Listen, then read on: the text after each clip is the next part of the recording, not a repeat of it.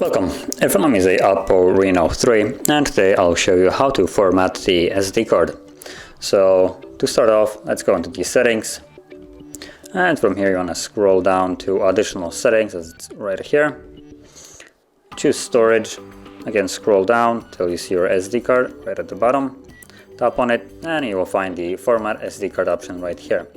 Tap on that, that will give you that all data on the SD card will be erased, so let's just tap on erase that, assuming you're prepared for that. If you don't want to lose all the data on it, you might want to back it up before. I'm not going to really go into how to do that.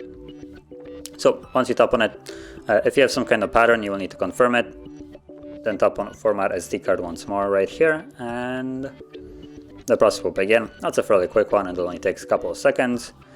And once it's finished, which it should be right about now, there we go. Tap on OK, and you're done. So if you found this video helpful, don't forget to hit like, subscribe, and thanks for watching.